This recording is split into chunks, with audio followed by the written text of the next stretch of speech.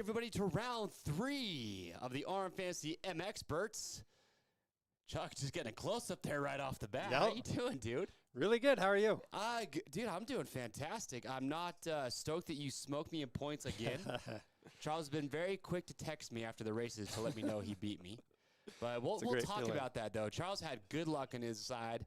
I had bad luck on my side. But you just got back from some tire testing. I did. So, crazy thing about that. What? So, the other week we were talking about riding down by Lake Powell. Yeah.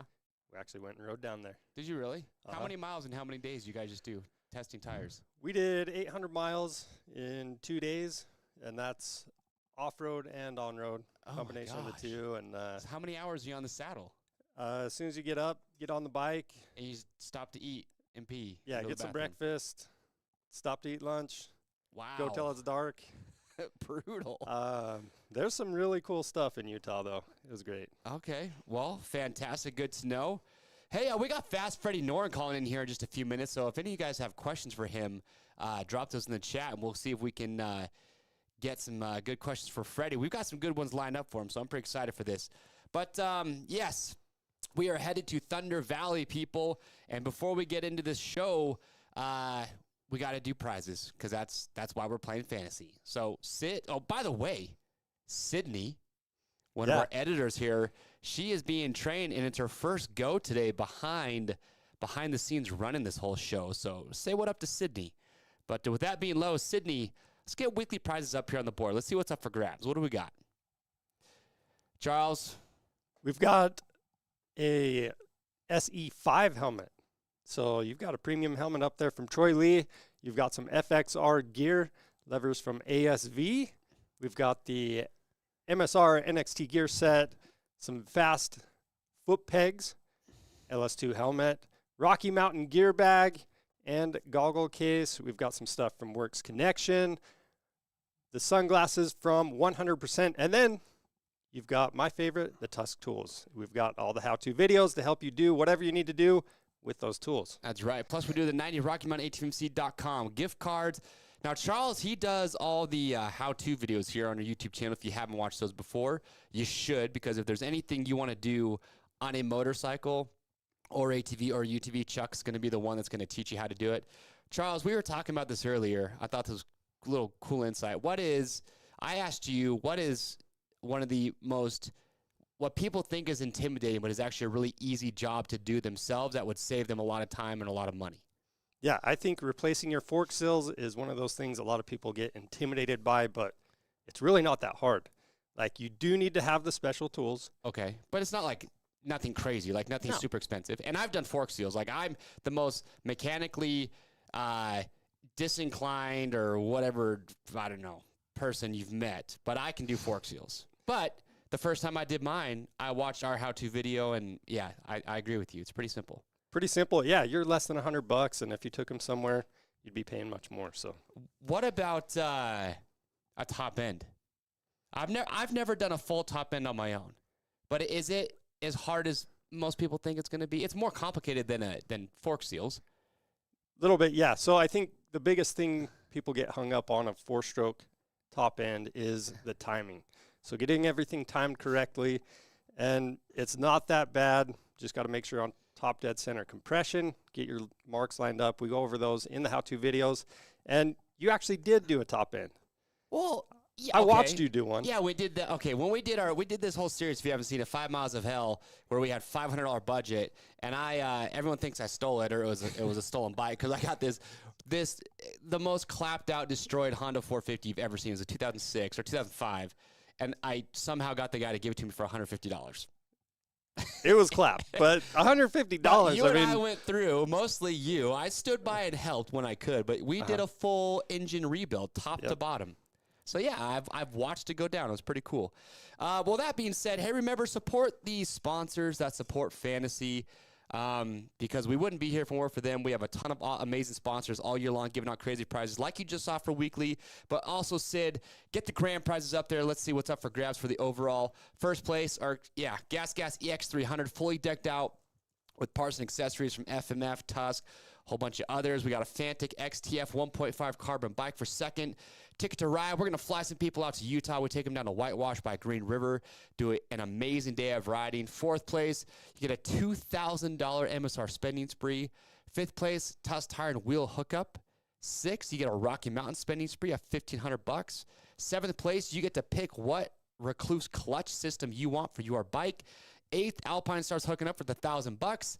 Ninth is an Attack Graphics prize package. And then 10th, Tusk Tool spending spree to go watch those how-to videos you just talked about. Yes, sir. So please support the brands that make this all possible. Rocky Mountain, we have the fastest online shipping, period. We ship for free over $75. And even right now, if you go to our website, we have a banner, the MSR Air Gear, which is my favorite. It's on sale. You can get a pair of pants right now, leather knee panels, all the premium features for $69.99 or something like that.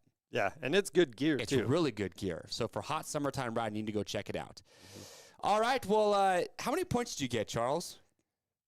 I'm at 222 my right now. Gosh, I scored 69 points. I'm at 139. Matt Hammer, by the way, who I don't know if this is the first time it's been done, but he scored perfect rounds so far. He perfect scores rounds 1 and 2. So he's going to be calling in today at the very end of the show to explain how the heck he does that. Yeah, I mean, you know who's going to be in the top 5 or pretty close, but I mean, to get 100% twice, that's pretty amazing. So It is. But here's the thing, though. We were talking about the good and bad luck. I had AP for second overall for the day, and I turned off Moto 2 with about 3 minutes to go because I'm assuming I've got top 5 locked in. I had it all good. And then I go look at the results after the race. I'm like, why did I only get 69 points? Leviosa, by the way, Levi's in the chat. 69 points just for my boy Levi there. Anyway. Did you get my booyah before you looked at the points or after? Yeah, because I saw that. I was like, wait, what? I go and look, and I'm just like, and then I look, and AP looped out on a flat surface, just fell over and broke a clutch lever. And that was it. And then that gave you the points and took them away from me. Did that happen to anybody else? Did AP crashing at the end of Moto 2 ruin your points as well? I want to know. Put it down in the chat.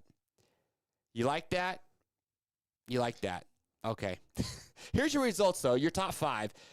Jett Lawrence, I don't even know what to say. He's 4-0, and he's making it look easy. When we get to the highlights here, there's a couple things that I noticed that were just like, kind of blew my mind a little bit. Ferranda's second, Webb third, Plessinger fourth, AC fifth, and then Jerry Robin getting the wild card. Not bad. Yeah, so I don't know. Anything else, Chuck, before we get into some of these highlights here? Let's start looking at them. Well, do you want to do player stats first? Should we do player stats? Let's do player stats real quick. All right, average score, 75.5 points, so I was below average. Sounds like high school and college to me. Let's see, we had 118 perfect scores. Yeah, so Matt Hammer, he's done it 2 times in a row. He's the leader so far in the season. 12% got it. So you got 5 picks, right, Charles? You got 5 picks. Yep. Gosh. So you were at 12%. 97, almost 100% had at least 1 pick, right? That's crazy. That's really high. 92% of players had Jett in first. Not even 0.5% picked him off the podium. And then 41% had Ferrandis in second. He has this most picked position. 28% had Webb third. Fourth place was Webb also with 38% of the vote. AP was picked by 28% in fourth, and 37% had him in third. And then AC is just kind of like the locked-in fifth place right now at 61%. Majority. Noren was high up. I had Noren for the wild card.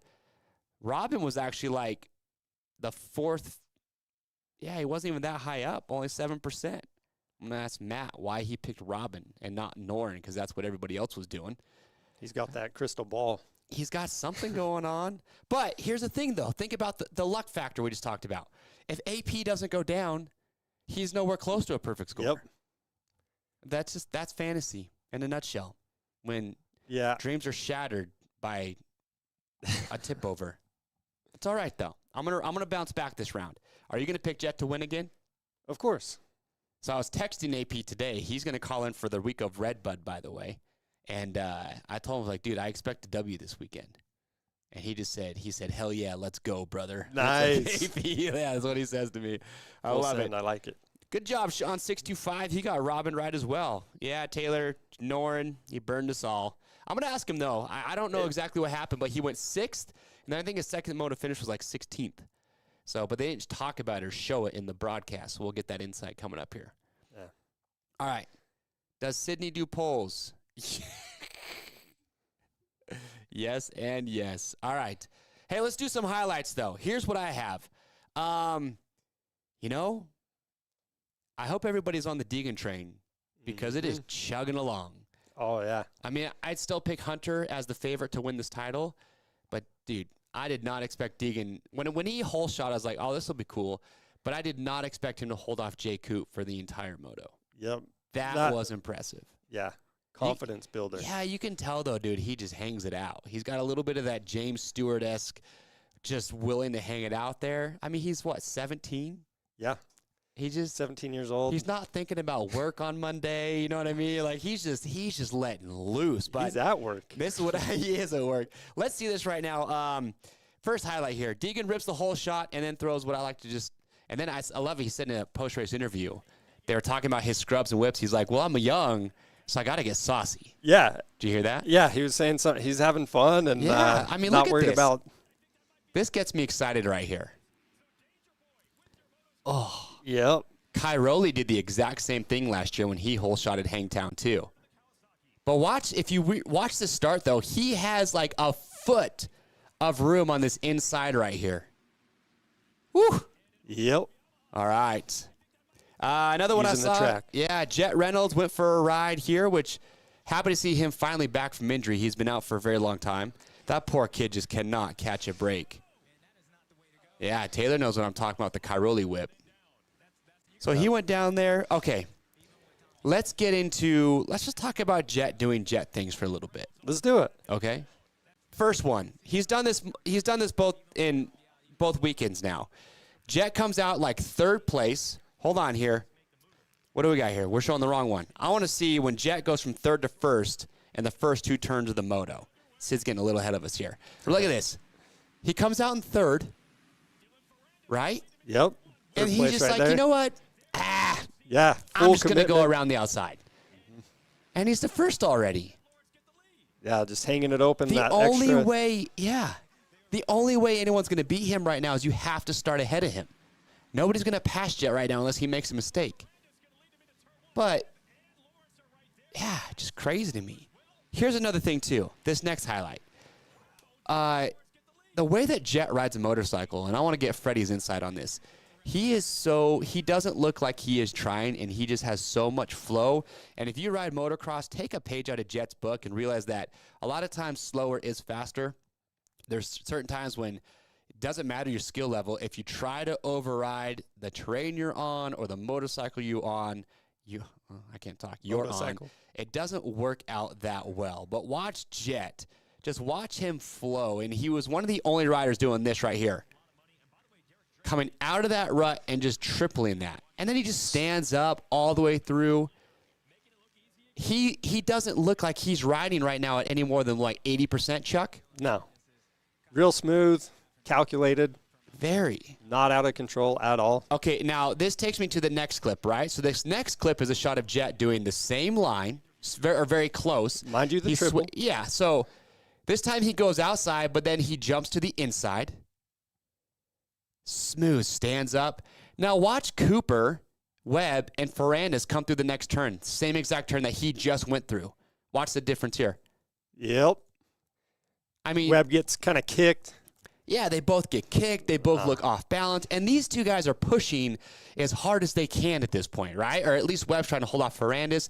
You just look at the technique and the body positioning, and you look at how much smoother Jett was, even just through this one little section, and that gives you kind of an idea of like, okay, like that's why he's going so fast. Yep. Is he's being smooth and calculated and patient, and then saving energy. Exactly, saving energy. And then Webb and Francis do this. You know, it looks like a different level. It's surprising, yeah. Anyway, so I just thought it was crazy. His flow, everything about how Jett rides at 450, honestly, it makes me smile, man. I'm going to go with neither of those two in the poll. So I'm going to go AP. I'm going to be the wild card there. And then we had in Moto 2, there's that big pileup. Can we show that real quick? And we actually have a screenshot from Grant Harlan's Instagram. I don't know who the rider was, but that was a bad one.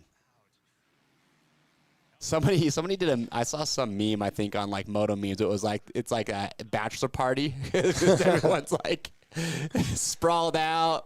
What's going on? Aftermath. Yeah, Sid, show that screenshot real quick of Grant Harlan. Look at him. Oof. And then that Husqvarna, I think that's what that bike is. That's vertical. That was the rider that started the whole thing. And it looked like, I watched the replay a few times, it kind of looked like he maybe got like a kick, missed his brake, and then just sent the whole thing, plummeting towards the hay bales. But Grant Harlan got the worst of it because he was just on the outside and just got pushed. Glad everyone's okay, though. I don't think anyone got badly hurt. We were going to show the Jeremy Martin crash, but I got to be honest with you, like, I don't want to watch that in slow-mo. No. I don't need to watch a guy get his arm ran over and broken. Nope. So we all know, though, but Jeremy Martin, yes, he had surgery. Unfortunately, he's going to be done for the year. Sounds like a dislocated and broken wrist. Bummer. Big bummer for him. Yep. All right. Well, hey, that being said, we're going to get Freddie all queued up here to get calling in, and then we're going to get back to our top contenders and get our stats rocking and rolling. So, Sid, you let us know when he is good to go. But, yeah. Was there anything else, Charles, that stood out to you? I think that was the main stuff, except Danger Boy Deegan's his interview where he said he wanted to break. Justin Cooper. That was awesome. He's not intimidated by anything. I feel like you could put Deegan on a 450, and he's going to go race AP and these guys hard. You know what I mean? Yeah. Hey, guys, we got Freddie. Oh, all right. Well, look, this man got me some points. This man did get you some points. This is Freddie Noren. Everybody say hello to Freddie. How you doing? What's up, guys? I'm doing good. Just got back from the track. Hey, does anyone ever tell you you have a contagious smile? Like when you smile, it's hard not to smile back at you. It's hard to be not happy, man. Life is good. I get to ride my dirt bike a lot, which is a lot of fun, and yeah, we're healthy and good. So it's hard to be upset. Well, hey, man, congratulations on the Twisted Tea ride for the outdoors. Do you just have a contract for the outdoors? Is there anything for the Super Motocross Championship in the fall? What's your deal there? Yeah, no, thank you. So my deal with them is the 11 outdoor rounds and then the 3 playoff rounds as well. So 14 races in total, and then we'll see moving forward after that. But yeah, I'm super pumped about it. The bike's good, the crew's good. It's a lot of fun. I did the World Supercross runs for them this fall, so I did have a little bit of experience working with them from previous as well. So it's good. I'm really jazzed up. So yeah, it's fun. Is the bike? So when you were on JGR, did you race? I can't remember. Did you race outdoors for JGR Suzuki, or was that just Supercross? I did both. I filled in for them in 19, half the rounds, and then all of the rounds in 2020. But that was a COVID year, so it's a little funky, I guess. Okay. To put it that way. We started outdoors in like August, I think, that year or whatever. But yes, I do have some time on the Suzuki from previous as well. And I actually raced Suzukis a lot in Sweden before coming over here to the United States. Okay. Hey, I got to ask you real quick, though. How's the van situation? Is the key a little bit easier to turn now, Freddie? Oh, that's so funny that you ask. It is. Okay. So Derek Rankin came and stayed with me last summer when we did the outdoors, and he was so mad about my ignition. So he forced us to fix it. So It's fixed now. Yeah, for those watching live right now or after the fact, I don't even know how this all worked out. You and I bumped into each other in a hotel room. Long story short, I ended up driving your van home from Atlanta Speedway last year. And I remember you telling me, like, hey, the ignition's a little finicky. Might be, like, a little bit of work to get the key to turn. I think I spent an hour sitting in your front seat trying to figure it out. Two up, one down, left, right, left. Dude, I was just, like, doing the Jim Carrey jiggle when he's trying to unlock the door, and it just... Hey, I figured it's a good, like, anti-theft thing, you know? Yeah, it is. Even if you get my key, you can't really steal my car. That's a fair point. That's a great feature. Yeah. Hey, I was going to ask you, so speaking of the Suzuki, name one thing that you feel the Suzuki, because you were riding the Kawasaki all through Supercross, and have you ridden that Kawasaki in outdoors too? No, I have not. What's one characteristic that the Suzuki you think does better than a Kawasaki and vice versa? Let me. So it's a little bit hard to compare the two, just for the fact that I did not ride the green bike anything on outdoors, so I'm not really sure how that would perform. And then this bike, obviously, it's a factory Suzuki, so they have a lot of other parts as well, like full, tie bolts and all of that stuff. So they're certainly different. Like this has a really good chassis. And this motor is freakishly fast as well. Yeah, I heard McElrath talked about his JGR Suzuki and said it was like one of the gnarliest motors he'd ever ridden. Yeah, we're actually like having to detune it probably a little bit. So it's a little easier to ride because it's so fast. And it's not necessarily a bad thing to have a lot of power, because you could detune it, Right. So but yeah, it's a good bike. I'm really enjoying it. At the moment, I just really need to get some more time on it. That's really the biggest thing for me. I need to spend some more time at the track, at home here at club and whatnot, work on my starts. So, but yeah, it's a really good bike. Awesome. So yeah, with you talking about detuning that, me and Chase were talking earlier about suspension and tuning and all that. Do you think it's more important to have the correct mapping or your suspension set up perfectly? I would probably pick chassis suspension setup over, like say getting the motor to be perfect. But they do kind of go hand in hand in a sense as well, because depending on how the character of the motor is, the RPMs, etc., will affect how the chassis feels and flexes and all that. So, I guess in the perfect world, you need to have both of them working perfect, and then you can have a bike that's amazing, to put it that way. So, but that's the challenge, right? Is trying to figure out how to make the motor work with the chassis and vice versa. So, but I would say I would pick a chassis handling, suspension over perfecting the motor, put it that way. All right. Hey, what's it going to take for this Jett Lawrence kid to get beat? I mean, I think we all been watching and we're just like, we were just showing a couple replays, and it's watching him ride. He doesn't look like he's really trying that hard, but he just has a way to flow around, and he rides a 450 really well. What's your take on that? Do you think AP and some of these guys yourself are going to be able to give Jett a run for his money? Or do you think he's just the best guy right now, and that's what we're looking at? Yeah, I mean, he certainly is riding phenomenal, and like you said, he's pretty much just flowing on the track. It looks like he's riding on clouds, just hopping around, and makes it look very effortless, to put it that way. But I think also as the series goes on, I'm thinking that there will be some more pressure on him. Ferrandis is right there, not too far off, and same with AP, and Cooper just got back as well, so he doesn't have a lot of time on the bike. So I think as the series progresses, obviously Jett will continue getting better as well, but it's going to be a bigger gap for Jett to get better than it is for, let's say, Cooper to get closer to Jett. But yeah, I mean, he's certainly riding amazing. But yeah, I guess time will tell. We'll see. We're only 2 rounds in. We have 9 left to go, so it'll be a fun season to watch and for me to race as well. So I'm excited about it. And I was curious too. I was thinking about this earlier. These first few tracks that we've had, chassis setup, I'm sure, is really difficult. It's a really square, edgy surface, hard pack, compared to, say, softer, loamy dirt that's, just stays softer throughout the day. So do you feel like it's going to be, as we move to, we have Denver coming up, which I haven't ridden there, but it looks like they put a lot of mulch in that track. It doesn't look like it gets nearly as square edgy as what we just had in Hangtown or at Fox Raceway.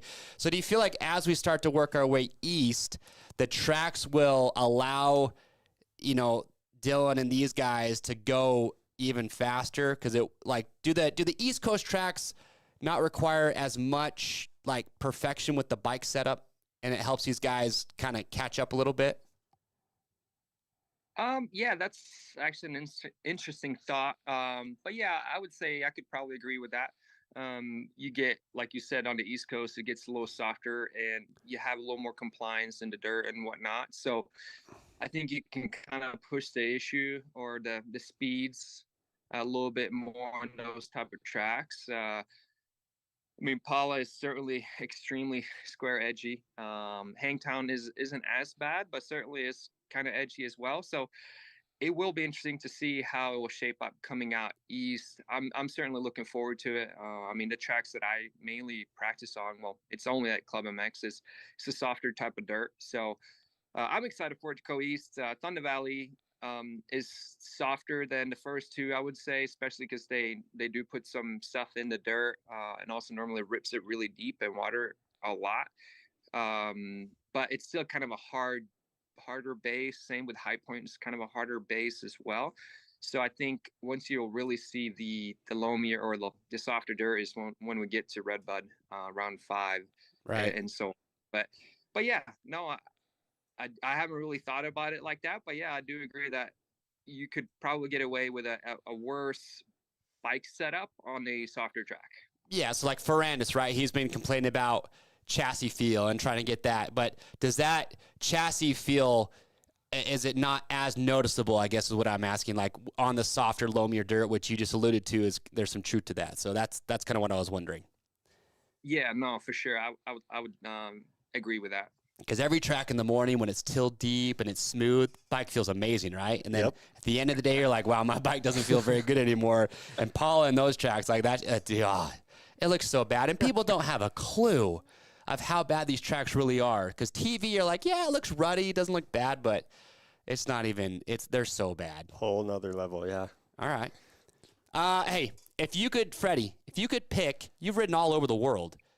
What if somebody came to you today and said, hey, you can only ride one track the rest of your life? What track would you tell people to go ride? All right. Dang. I'll make it easier. I'll give you 3. I'll give you your podium here. Okay. Give me your favorite 3 tracks of all time that's all you could ride the rest of your life. What would you choose? Okay. Well, I'm going to base it off of, national type of prep because that's normally the tracks that I type of ride, I guess, to put it that way. I would say Redbud's one of them. It's an awesome track. I do like that place a lot. I'm going to base all my tracks really up here in the United States because that's mainly where I've been most of my career. I haven't ridden a lot of, foreign, overseas type of tracks lately other than, World Supercross, I guess. But and Motocross Nations, I'll take that back. Motocross Nations 2016 in Italy. I think we're at Majora or something like that. That track was pretty sick too. I'd love to go back there. Is that when was that the track Webb fell over, like very last corner or something?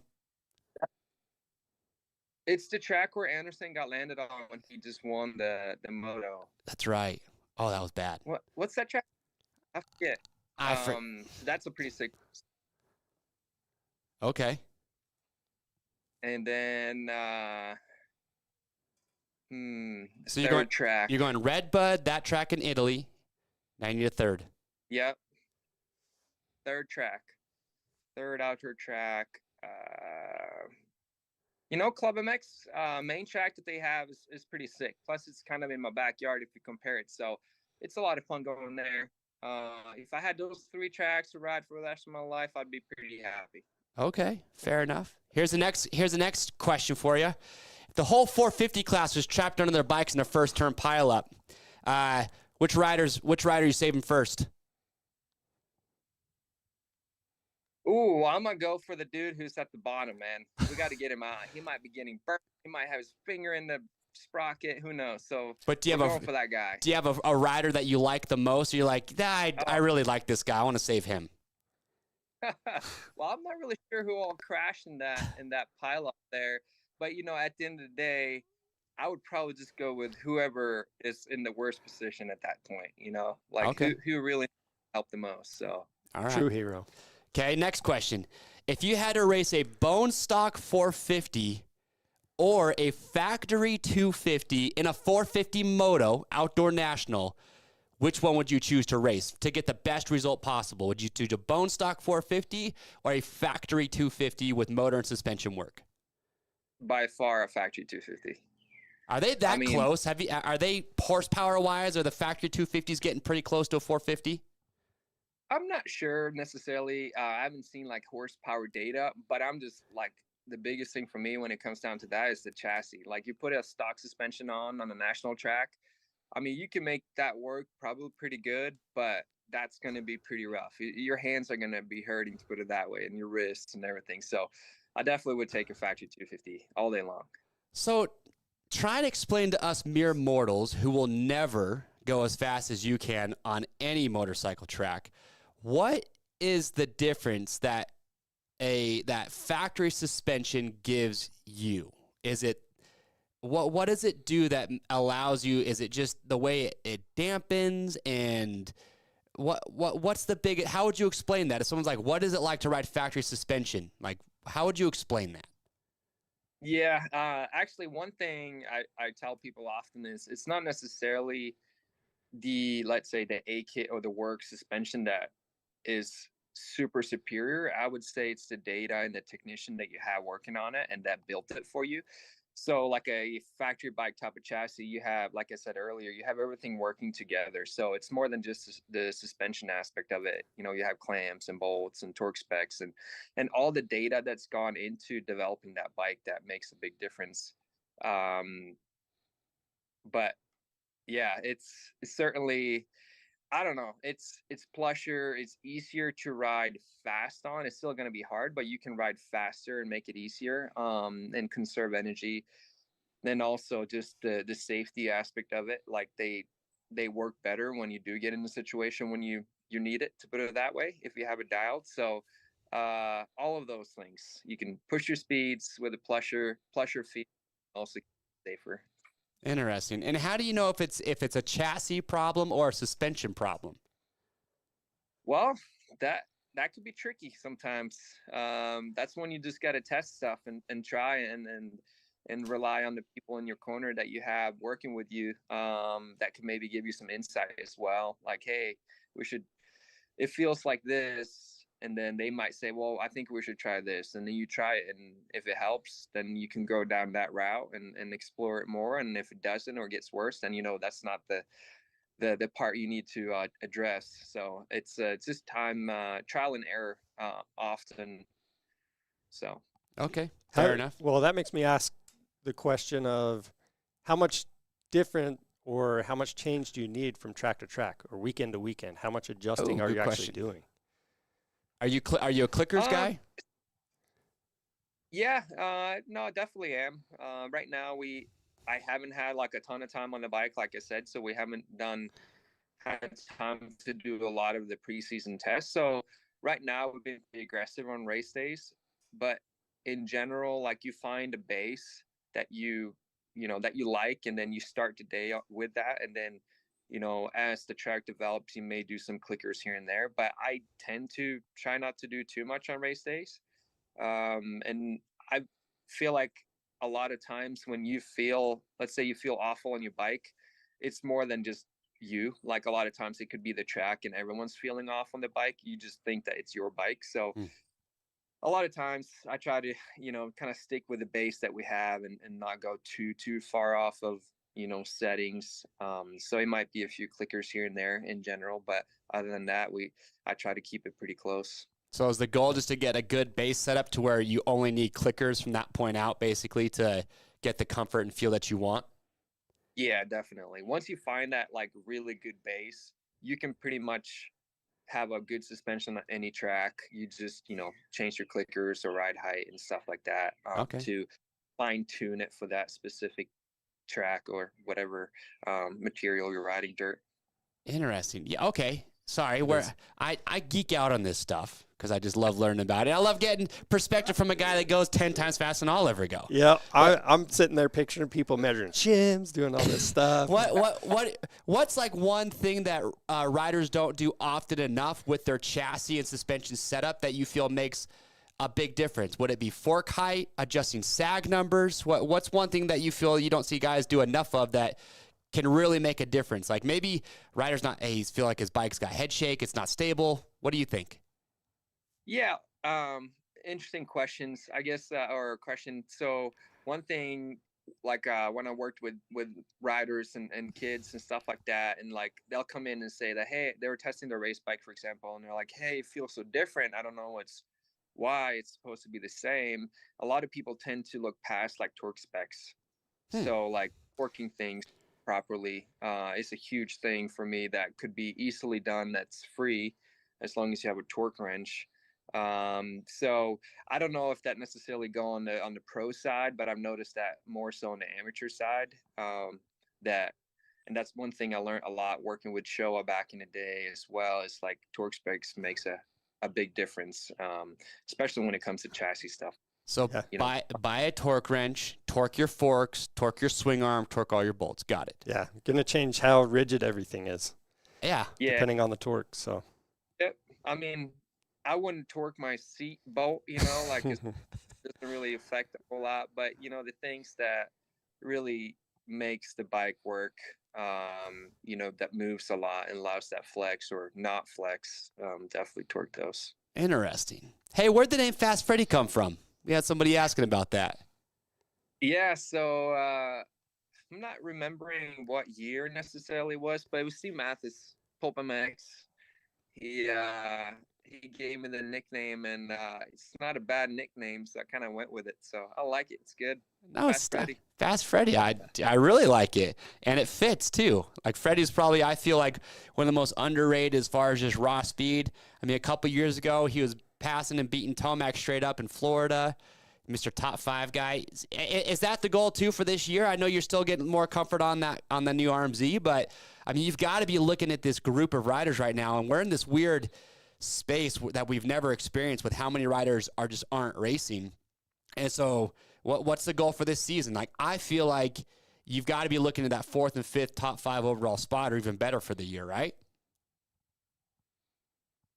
Yeah, for sure. Like you said, a lot of guys are out, but even if they weren't not out, my goal this summer has been to, break into that top 5. And I've been very close to a podium as far as in the moto. So I'd love to try to, have a podium moto at least before the season's over. And that's kind of the goal that I'm working towards, is breaking into that little group in front of me. I don't feel like I should be anything less than, right there. So, and we do have I have a really good team, and all the pieces are there to make it happen. So I just got to hammer it down and keep working. And I do believe that I will be there pretty shortly. At least that's the goal and the hopes. Awesome. Well, I say this every time, but he's a busy man. And you've already done your motoing for the day? Yeah, we got it done. Rode yesterday and rode today as well, and fly out tomorrow morning to Thunder Valley. Do you do? Go ahead. How many laps did you throw down today? Yeah, do you do 30 plus 2s on the weekdays, or you just maintain what you got? It depends on. So I do the program that Club MX has. So yesterday was a moto and some sprints, warm up, and then today warm up and a couple of motos. On a Thursday, though, you're getting closer to the weekend. You don't want to burn yourself out. So sometimes you may not necessarily go hammer out on those motos, but you try to get some good time in. But were you at Club MX before you got on the RMZ, before you joined Twisted Tea? Yes. Yeah, I've been going there for a few years now. Okay. I live an hour away from there as well, so it's definitely makes it convenient and easy for me. And they have really good tracks all the time, plus riders, so which is a big deal. Getting to ride with people for me is huge. So yeah, Garrett's hopping on a 450 now, from what I hear. So I expect big things out of him. Yeah. He is. This weekend will be the first race for him. He didn't ride today. I think he rode Tuesday, Wednesday, and yeah, I mean it's Garrett. He's fast, so it'll be fun. He'll be in the mix there with us, I'm sure. So just gotta beat him. All right. Well, hey, Freddie, we appreciate your time. Best of luck this weekend coming up in Colorado. Don't let you went 6:16 this last weekend? I went 6:15. Second one, it was pretty rough. I went down hard on the first 2 laps, so twice, on the first lap and the second lap. That certainly set me up very well. But yeah, I'm going to try to not do that. All right. Well, hey, man, clean that up. Let's get 2 banging starts this weekend. Let's run up front, and let's put that thing top 5 overall. Let's do it. I like it. Hey, I'm going all in. I am putting you for 5th overall this weekend, Freddie, and I'm not changing it. All right, so let's do it. Please remember ready that for when it. you Let's see go. AC and those guys, just be like, Chase, I'm top 5 this weekend. So if I'm running 6th and I need 5th, I better go. Just Hey, wide open. I'm doing it too, so do it for All right. Rocky. I'm gonna do it for you guys. Let's go. Let's do it. All right, Okay. Freddie, we appreciate you taking time, man. Hey, best of luck this weekend and have some fun, all right? Thank you. I appreciate it. Thanks for having me on. All right, we'll see ya. See you later. It's a good guy right there. Such a good guy. Such a good dude. All right. Elevation is going to be a big factor, says Nick Tate, who's sitting literally right here. Like I read the comment and then looked at who wrote it. I was like, oh, it was Nick. Okay. 6,000 feet. Dude, I feel like Freddie, he got 6th in the last moto. I don't AC's got something with his hand or arm thing going on, and I really feel like Freddie can be AC straight up right now. I really feel that way. So, okay, let's get into it here. Let's do some top contender stuff, and then we're going to get the hammer calling in here pretty shortly, too. We're going to have to buzz right through this stuff. But, I mean, what is there to talk about with Jett other than the fact that he's the only other rider besides Jeff Ward who's ever gone 1-1-1-1 in a rookie year? Rookie year, yeah. Yeah, so kind of feels like Ken Roxon did in 2016 when he was on Suzuki, just riding around, didn't look like he was trying very hard, slicing through the pack and just making winning look easy. Yep. And I think Kenny won 20 out of 24 motos that year. I feel like that's what Jett's going to do. Probably. So my question is, the gap from second was less this week, but does he have a ton more in the tank? Is he going to push it when he needs to? Well, we'll get to that when we talk about Plessinger here, which is our next rider, okay? So let's get the Plessinger stats up here. Here's how you know that Jett has more in the tank. So when AP got into second place, on laps 9, 10, 11, and 12, he was running a 211, a 211, 212, 213. He closed the gap to Jett, right? And then he gets up a little bit closer. What does Jett do? He sees that AP has closed the gap. So then Jett goes and he runs a 212, 210, 210, 212. So he just, because he wants to or needs to, just picks it up about a second a lap and just pulls the gap right back out.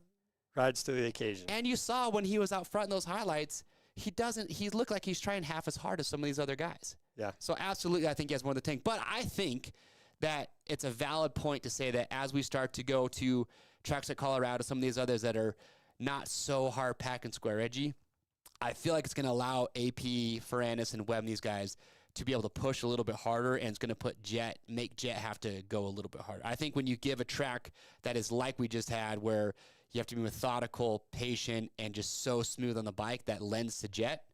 But we're going to get less and less of that, I feel, as we start to move east to some of these other tracks. Yeah. It's my 2 cents. All right, Ferrandis, dude. What do you say about this guy? I mean, the only thing I could say was I was expecting him to pass Webb. Yeah. That's it. I mean, he just rode, wasn't consistent. bad. Consistent. But I did not think that Webb was going to hold him off for second in that last moto. No. So maybe Webb's fitness is just that. Yeah, Webb is hard to pass, and yeah, his fitness is getting better and better. And that's why I feel like AP is going to be the first guy to knock Jett off the podium or off the top step, is just because AP is the second fastest guy on the track right now. All right. Cooper Webb. What do you think about him? Where are you going to put Webb this week in your overall? I'm actually putting him in number 2. And I think he's just building confidence. Okay. And, I think he's getting close enough that eventually he's going to be pretty dang close to Jett, I think.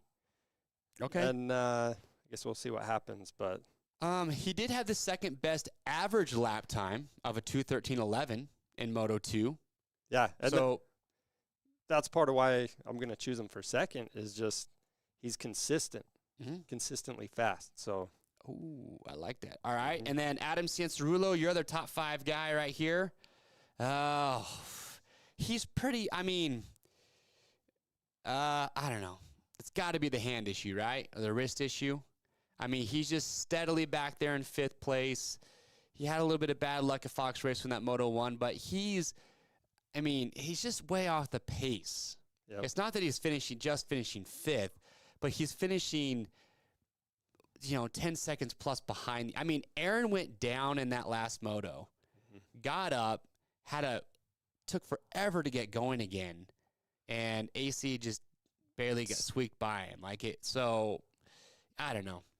That's why I think Freddie Noren could be a spoiler for the top 5 this weekend, because if we get into the wild card, which is 12th place,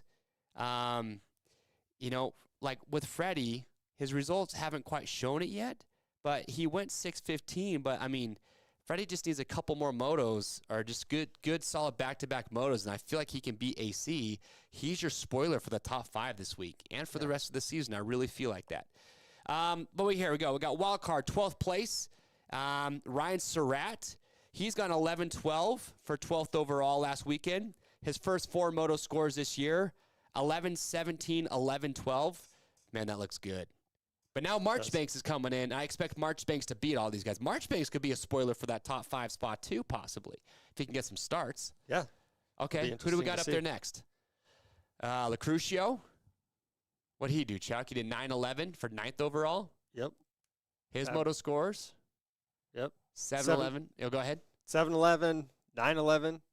Average start is 13.25. Boutron, look at that, dude. He went 16-5. He swapped with Freddie, but that gave him 10th overall. His scores are good, man. 10-8, 16-5. His average starts around 10th. Chiz, he's gone 12. He went 12, 13th last weekend. His moto scores, oh gosh, Chiz is looking good. Yeah. I mean, 12, yeah, 13. I'm thinking that's looking really good. Yeah, Chiz or Surratt. And Chiz's average start is 11. I mean, he's finished 12th or 13th all 4 motos. And then Jerry Robin, who just got the wild card, actually, he went 8th overall, 9-8. But his moto scores, man, he's just better than 12th right now, 7-8, 9-8. And then the last one I saw there was Romain, I think, Poppy, 14-10 last week for 13th overall. He went 23-16, 14-10. So he's a little bit more all over the place, but if I was going to put my money on consistency, I'm going to go Surratt or Chiz. Those are going to be my top picks. Yep. What are you guys going to do in the live chat right now? Who are you going to pick for the wild card? You going to go with Chiz, Surratt? Does anybody have the confidence that Charles and I do in Freddie Noren to go 5th overall this weekend? That's what I want to know. Come on. What do you guys think? Show that man some love. All right. What up? What do you have, Charles? Is that it? That's it. Okay. For well, stats. we gotta get the hammer calling in here. Is he queued up and ready to go? Talk to me, Sid. We are working on it. We're not there yet. All right, we're working on getting Matt Hammer. What a good name, dude. Hammer. Dropping the hammer. Dropping the hammer. Smashing the hammer. Yeah. A lot of good nicknames. We're getting him worked up right now. Let's see. I got to get him to approve my picks. Lucero's got, okay. Surratt. Victoria's got Lucrucio. Brock's got Marchbanks. I feel like he's better than that with this 450 class right now. Yep. Lucrucio, Chiz. Justin says he can finally pick Chiz. I don't think Sexton's back.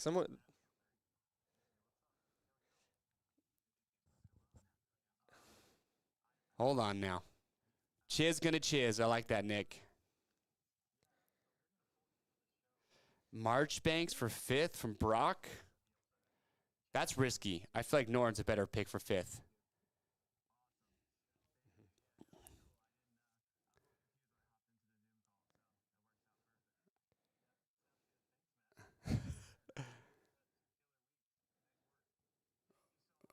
All right. Okay. All right. So Chiz says Robbie K. Sorry. I'm hearing a lot of conversations right now. Wes and Hammer are talking right now on Zoom, and we can hear them. So all right, everybody, make sure.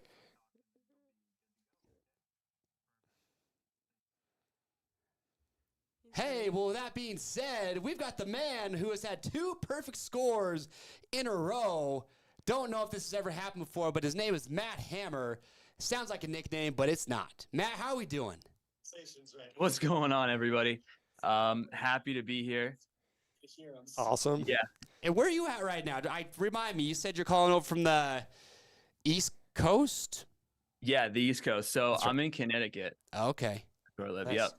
Dude, So, yeah, tell us your secret. How do you see the future? his secret is AP going down with 3 minutes left and screwing me over.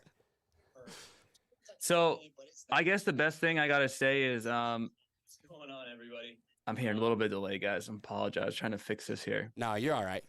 Okay, I'm good now. I figured out what was going on, guys. I Hey! apologize. Yeah, Cool. I apologize for that. We're I had good. It running in All I had good. it running in the background on YouTube, and that's what was killing me. I was like, what is going on here? But silly rookie mistake. It happens. That's all right. We have people thinking you're hacking right now. It's all good, dude. Hey, so 2 perfect scores in a row. Congratulations. Don't know if that's ever Thank been you. done. You're leading the overall fantasy board right now.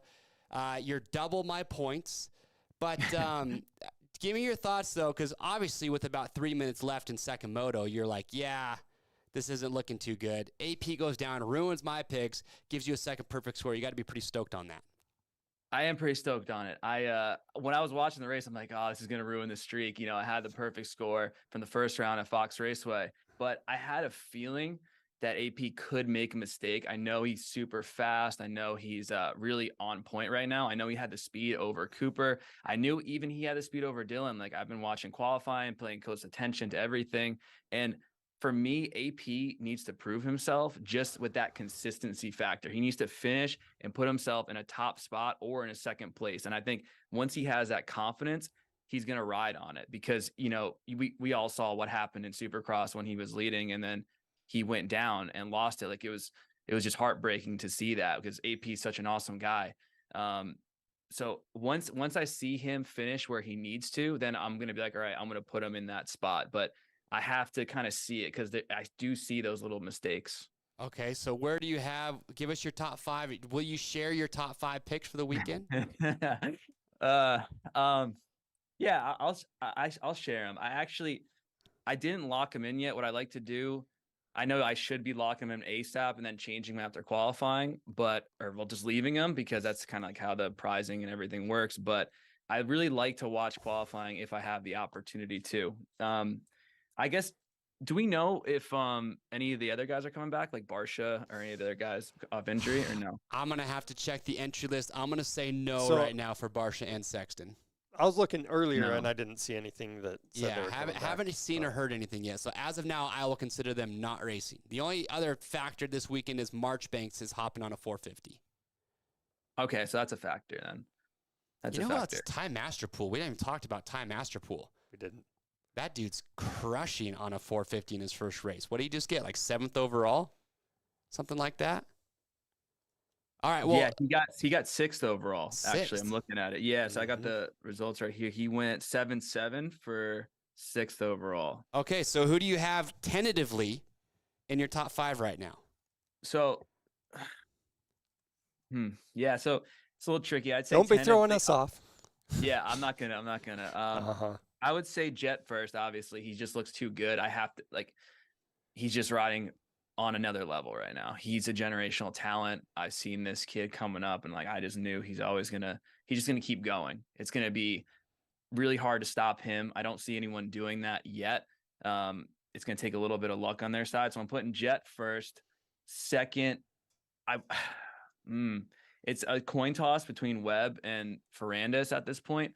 I think Webb's going to get better. He's crafty. He has the grit, and he wants to make a statement, because I don't think a lot of guys believe in him after coming off the injury. And he's kind of always been, even though he's a champion, multi-time champion, I think a lot of guys second guess him, like, oh, because he's not always the fastest, but he has a lot of heart.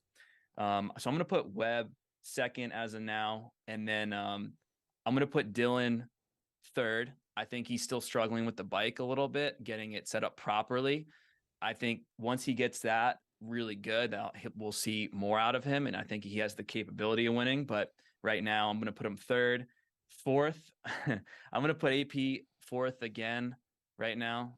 I still want to see something. And I know it kind of depends how the track prep is. Are they going to Is it going to be really tilled? Is it going to be dry and more slick and hard pack? Like, what are we going to be getting for this round for the track prep? So I'm just going to put him fourth right now to be safe. And then AC fifth, or maybe even Marchbanks. I'm going to keep an eye on qualifying, but I'm going to put AC there just to be in the safe side, and go from there. And then the wild card, I'm actually going to pick Chisholm. He finished 14th is what I looked at. And I see him doing better than that. Because if you look at qualifying and you look at where he was previously, so he finished Moto 1 12th, Moto 2 13th. So he's right there. And we know that he's very consistent. He's a veteran. You know what you're going to get out of Chiz. So that's my top 5 in wild card as of now. However, I'm going to watch qualifying. If I see something that catches my eyes, I'm going to be like, all right, let's switch it. Let's make an adjustment here. The only thing about Marchbanks that concerns me is the fact that Club MX, they haven't had a guy racing the 450 outdoors. So they're starting from scratch. You know, they have 1 week basically to get Garrett ready on a 450. They don't have settings. They're going from scratch. So I just don't feel like Garrett's going to be in a place with the bike that would give him a top 5 overall after 1 week of riding on that bike. Not when they just don't have the testing and the data that some of these other guys do. Yeah. I see that. I mean, especially if they're racing the 23, it could be a little bit trickier because I have one as well. I actually rode yesterday. So I rode my 23 and I'm still figuring things out, getting the suspension set up better and trying to make it a little bit more comfortable. Cause it's, I don't know. I watched the podcast, the JS7 podcast, just the rewind. He was talking about how the new Yamaha is like a supercross bike. It turns on a dime. It's very agile. It's light. And I feel that when I ride it.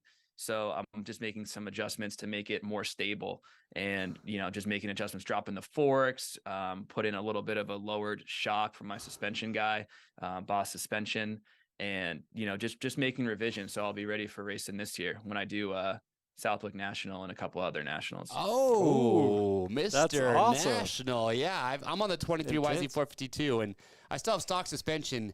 Biggest thing that helped me with the front end is I just had to go to a lighter spring rate. Surprisingly, talking to Race Tech, I was over, like a 5.1 was too stiff of a spring in that bike just because of the chassis setup. So I went down to a 4.8, and it's been pretty dang good after that. That's good. Yeah. But I do know what they're talking about, though. That chassis, it's not the old chassis by any means. It's not as stable as you think. Turns amazing. But I understand why Ferrandis is struggling because at that speed, like you have to have the bike dialed in perfect. And I do know that this new bike corners incredibly well, but I can see why it's a little bit more finicky to get that chassis set up and be as stable. I think Ferrandis is probably just looking for more stability. And anytime you have, you feel like a bike's not giving you comfort, also means it's probably not stable either. Because I feel like stability and comfort go together. Yes, definitely. And Chase was talking about that as well. Like Chase Sexton on one of the podcasts, it might have been Title 24 or something else, but they were saying like he made adjustments to his Honda to make it more stable. They changed the rake on the triple clamps. They brought the swing arm all the way back. They dropped the forks down even further just to make that adjustment because we can see in Supercross, he's tucking his front end. We even look at Fox Raceway. He's tucking his front end, and we know that a lot of the bikes, all the manufacturers are making the bikes more compact. They're making them lighter. They're making them turn better. And that suits more of a Supercross style and the tighter tracks. And even for the weekend warriors, the guys who hop on the bike, like they want that bike to be able to corner and feel light. Like they don't necessarily need as stable of a bike as a pro guy who's really, going at high speeds. Like we know how fast the tracks are nowadays. Like everyone's like, all right, we need to make the tracks slower because it's such a dangerous sport. Like that's kind of like the hot topic right now. But I would say, stability is key when you want to get to that next level and start really pushing the bike. You want to be confident in what it's going to do in those fast, rough sections. And then with the right technique, you'll make the bike turn. Yep, I agree. All right. Well, look, Matt, we're running out of time here, but we want to say congratulations one more time on 2 perfect scores. Yeah. Thank you. You owe AP a thank you is what you owe. But hey, Matt, best of luck with your picks you got going on this weekend. And I'm going to be checking your scores carefully on Sunday to see where you finish up. Yeah. I might change it in qualifying. Like I said, we'll see. And I just want to say thank you guys for the opportunity. Thank you guys for being here. And just want to thank some of my sponsors too, like Wax Racing, Boss Suspension, Valley Moto Shop, Recluse Clutches, Mika Metals, DT1, FMF, Milford Riders Club, and anyone else. Yeah. Federal Hill. Thank you guys. Brandon Griffin is giving you a shout out right now in the chat. Is that your boy, your wrenching boy? Yeah, he's going to be my mechanic for Southwick National. I'm doing Southwick National and Unadilla National. I haven't even raced the National since 2018. My best finish was 24th in Southwick National 2018. So I'm excited. I had to take some time off to get in the fire department. And once I got that stable, that's my full-time job. So now I have time to race and everything else. But I got a lot going on racing, and I recently started my own ministry. So a lot of things going on right now. Look at this man, dude. Jack of all trades. Yeah, He's saving doing it all. lives. He's racing dirt bikes. He's saving souls. Oh, He's yeah. got it all going on. I love it. Saving our picks. Yeah. Saving people's picks. Hey, right. well, good luck. And Thank you. Yeah. Thank you guys. Again, thank you guys for the opportunity and the support, and anyone who wants to check out anything that I'm doing with the ministry or just follow up on the racing stuff. Just look me up, just Matt Hammer on Instagram or YouTube. All right, brother, man. Hey, best of luck this weekend. Everything you got going on, and we'll talk to you soon. Thank you guys so much again. Take care. We'll see ya. I didn't even know talking to him before he called in that he had raced nationals. Me neither. I didn't know I was talking to a freaking just ripping dirt biker. He's a That's ripping pretty dirt cool. biker. All right, well, look, That's what's up. we are out of time. Again, big thank you to everybody who's tuned in live for today's show. Glad that Matt got the audio figured out there. And with that being said, quick little recap. Sid, quick, one more time. Throw up the grand prizes that are up for grabs at the end of the year. There they are. You can see these and the weekly prizes at any time on the RM Fantasy MXperts website. Remember, you can join groups. Join the RM Fantasy MXperts group where Charles and I are both playing.